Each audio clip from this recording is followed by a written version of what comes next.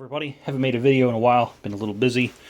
I've had some people ask me about various projects. One of them was getting this structured panel and wall and all that put in this closet. As far as the other project goes, well, there's a circuit board, another circuit board.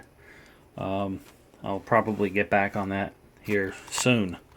But I got to do the projects that make the money, because we got to pay the mortgage.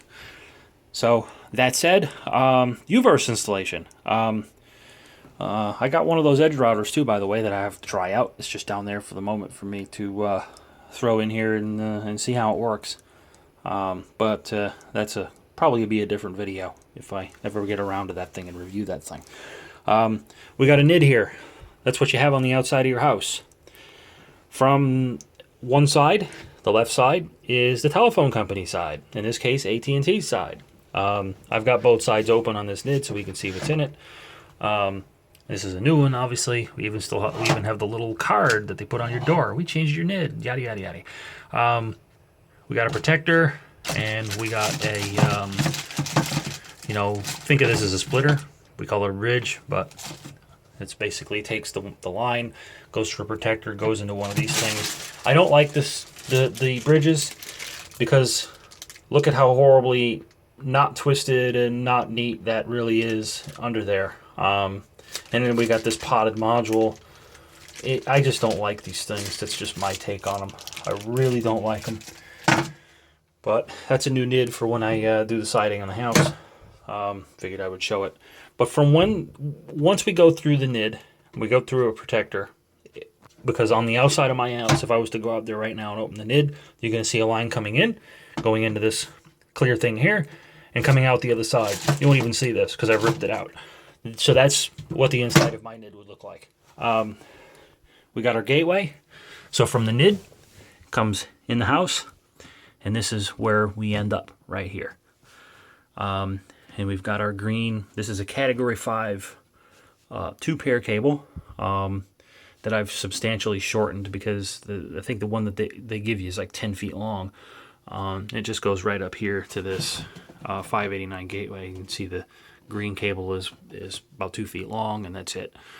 From the gateway, I do use a wireless on this. I've got my own wireless access point, but I figured I would use this. This works just fine for me. I do still play around with the little VAP 2500. I'll probably get asked about that, but and then not so. I haven't shortened up anything. This is really except for this. I haven't shortened up any Ethernet or things like that. I need to get a shorter cable for all of this. But so that Category 5 comes out of this, goes back into the wall. From in here, we go into this panel, which has only been in here a couple days. So. And in here, again, I haven't shortened anything up because I just put it all in here so that I can get up and running. We've got the same cable here. That goes into this Netgear switch.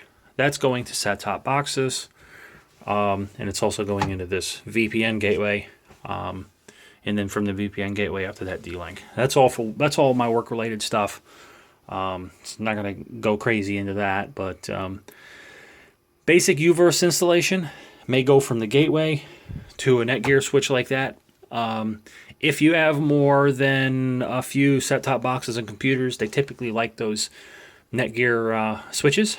I have a 16-port version. They'll usually give you a 4 or an 8-port, depending on what your needs are when they install it, how many set-top boxes are connecting, how many computers, so on and so forth. But it's probably a 4-port version, and they'll just go from there into a switch. Like one of these, it's just a shorter version of it, smaller one, and then out to various computers and set-top boxes. I'm just conforming to their standards and using the same switches that they would use on their side, because this is still their side, the yellow, going into those set-top boxes. This is my side, so out of my firewall and into my network. But I consider everything from like their set-top boxes into that their side. I don't get involved in it. they can do whatever they want with the set-top boxes and that stuff, but I don't have any of my stuff on that side of it. So that's my installation. That's how my stuff works. You know, not everybody needs to have a cabinet in their house and all that kind of stuff, but this whole house is wired for data, and I've even got coax that is just about finished as well. I just have to have one more of them that's hidden back there somewhere that I need to pull up and put an F connector on and you know, terminate. So that's pretty much it. Not a whole lot else going on here, but this is mine. If anybody else, I'd be curious to see some other videos of some other ones. You know, so post them up and let's see how you did it. Anyways, that'll be all for now. Thanks for watching, guys.